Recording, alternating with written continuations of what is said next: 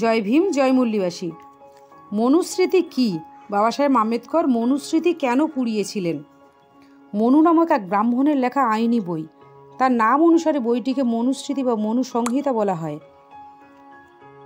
বইটি গৌতম বুদ্ধের আন্দোলনের অনেক পরে, অর্থাৎ মূল্যবাসী বহুজন সম্রাট অশোকের রাজত্বকালের শেষ দিকে লেখা হয়। ব্রাহ্মণরা ষড়যন্ত্র করে বৌদ্ধ রাজা বৃহদ্রথকে হত্যা করে ব্রাহ্মণরাজ কায়েম করে এবং ঘোষণা করেন ব্রাহ্মণ্য ধর্ম হবে রাজধর্ম। ব্রাহ্মণ্য ধর্মের আইন অনুসারে নতুন সমাজ গঠন প্রক্রিয়া আরম্ভ হয়। মনু নিজ জাতি ব্রাহ্মণের সুখ সুবিধা সুবন্দোবস্ত করে বইটি লিখবে, এটাই স্বাভাবিক। ব্রাহ্মণরা মনুর লেখা আইনি বইটিকে ধর্মগ্রন্থ বলে প্রচার করে। মনুর লেখা আইন অনুসারে মানুষকে জন্মভিত্তিক ক্রমিক অসমান স্তরে বিভাজন করে।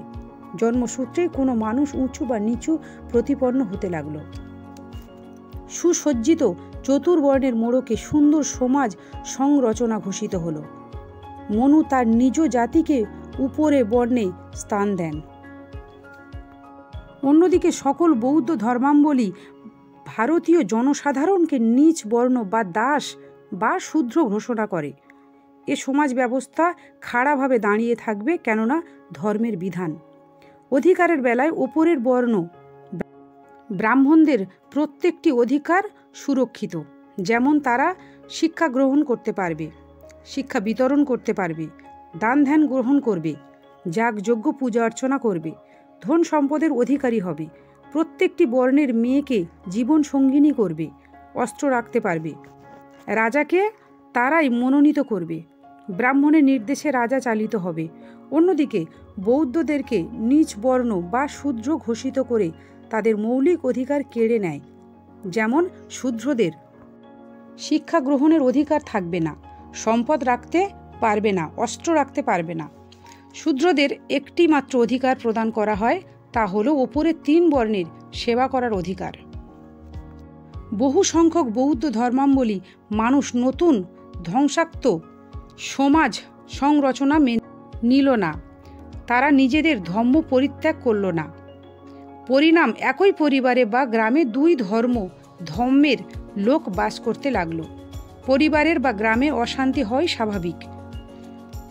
সুখের সংসারে অশান্তির আগুন দাউ দাউ করে জ্বলে উঠল। যে সকল বৌদ্ধকুল ব্রাহ্মণ্য ধর্ম মানল না, তাদের উপর রাজধর্মের অত্যাচার চলতে লাগলো। বিদ্রোহী বৌদ্ধদের রাক্ষস, অসুর, চণ্ডাল, অস্পৃশ্য ঘোষণা করা হয়। মনুর লেখা আইনে শূদ্রদেরকে কাজের পারদর্শিতা অনুসারে তাদের ভিন্ন ভিন্ন নাম দেয়া হলো, যে নামগুলো আজ আলাদা আলাদা জাতিতে বিভাজিত। প্রত্যেক জাতির কাজ নির্দিষ্ট করে তাদেরকে অন্যান্য জাতির সাথে মিলনের সম্পর্ক নিষেধাজ্ঞা চাপানো হলো এবং কাজের ভালো মন্দের বিচারের উপর জাতি এবং নিজ জাতির রূপে বিভাজন ঘটানো হলো। এভাবে শূদ্রদের হাজার হাজার জাতি নির্মাণ হলো। প্রত্যেকটি জাতির শূদ্রের লোক ভাবে তাদের জাতি উচ্চ, তারা নিজেদেরকে তাদের উপরের বর্ণে বৈশ্য কিংবা ক্ষৈত্র ভেবে সান্ত্বনা পুরস্কার লাভ করে।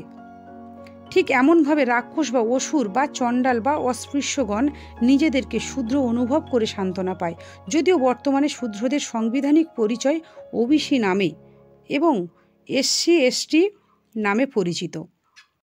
এসসি এসটি ওবিসিগণ যদি গভীরভাবে অনুভব করেন, তবে তাদের উপলব্ধি আসবে যে তারা ব্রাহ্মণদের দাস বা সেবক বা গোলাম। এ বিষয়ে কোনো দ্বিমত নেই। মনুস্মৃতি একটি বই বলে বাবা সাহেব আম্বেদকর তা কিন্তু পড়ায়নি, কেননা বাবা সাহেব আম্বেদকর বড়ই বইপ্রেমী ছিলেন। ব্রাহ্মণরা মনুস্মৃতিকে পবিত্র ধর্মীয় গ্রন্থ প্রচার করে নিরক্ষর মূল্যবাসীগণকে সর্বক্ষয়ের সর্বনীচ ঘোষণা করেছিল। ধর্মীয় ভাবনায় ভাবিত হয়ে মানুষগুলো নিজেদেরকে পশুর থেকেও নিচে নিকৃষ্ট জীব মেনে নেয়। তারা বিপরীতে ব্রাহ্মণকে ঈশ্বর বা পৃথিবীর অধীশ্বর রূপে এসসি এসটি ওবিসিগণ মান্যতা দিয়েছে। তাই বাবা সাহেব ডক্টর বি আর আম্বেদকর মানুষের ভ্রান্ত ধর্মীয় ধারণা পরিবর্তনের জন্য মনুস্মৃতি দহন করেছিলেন, কারণ মনুস্মৃতি ছিল আইনের আইন। বাবা সাহেব আম্বেদকর কালাকানুন গ্রন্থ পুড়িয়ে ওই আইনের বিরুদ্ধে বিদ্রোহ ঘোষণা করেন। আমরা জানি বাবা সাহেব আম্বেদকর বড়ই গ্রন্থপ্রেমী ছিলেন। তার মতো পুস্তককে শৌখিন ব্যক্তি বিশ্বে বিরল। তার সংগ্রহে ৩২,০০০ দুষ্প্রাপ্য পুস্তক ছিল। একসময় বিল্ডাররা তার মূল্যবান পুস্তকগুলিকে ৬ কোটি টাকায় কিনতে চেয়েছিলেন।